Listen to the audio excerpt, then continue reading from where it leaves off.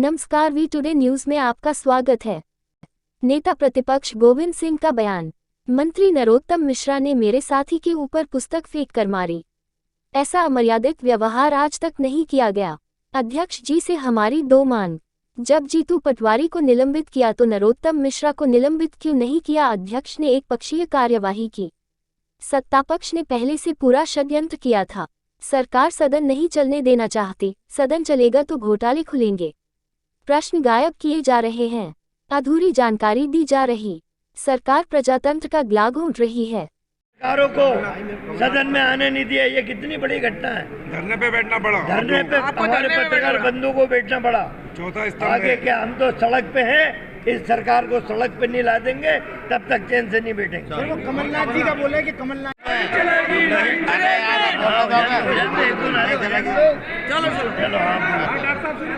मध्य प्रदेश के विधानसभा का आज काला दिन है।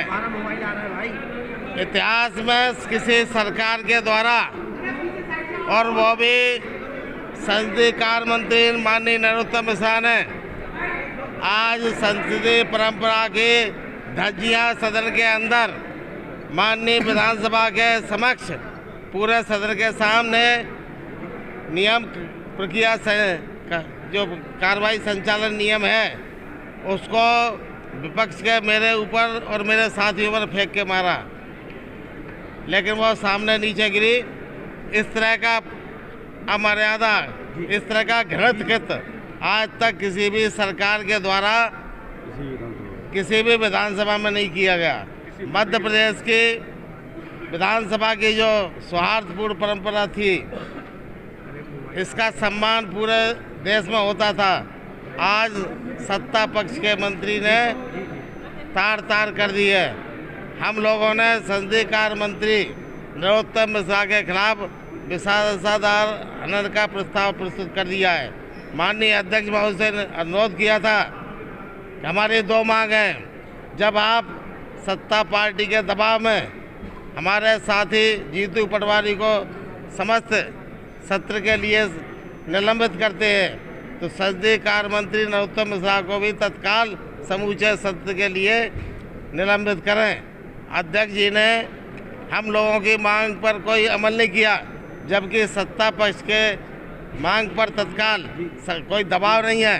यह कोई विधानसभा का संविधान या कोई नियम प्रक्रिया के नहीं वोटिंग नहीं होती। ये संपूर्ण अधिकार विधानसभा के अध्यक्ष को नियमों के तहत दिया गया है, लेकिन अध्यक्ष जी ने एक पक्षीय कार्रवाई की। कल जीतू पटवारी ने निकाला और संसदीय कार्य मंत्री के लिए निकालने की हमारी मांग पर भी उन्होंने कोई निर्णय नहीं लिया। मजबूरी में हमें सदन को संसदीय कार्य मंत्री को निलंबित करने की मांग हमारे सभी कांग्रेस पक्ष के मित्रों ने की, और जब नहीं किया तो तानाशाही तरीके से जो पूरा पहले से षड्यंत्र था, मैंने बता दिया था अपने नेता कमलनाथ जी को कि बैठ के मुख्यमंत्री शिवराज सिंह के इशारे पर सब हो रहा है।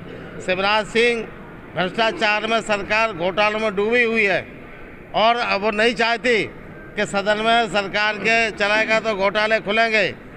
उनके कारनामे प्रदेश की 8.5 करोड़ जनता के सामने आएगा।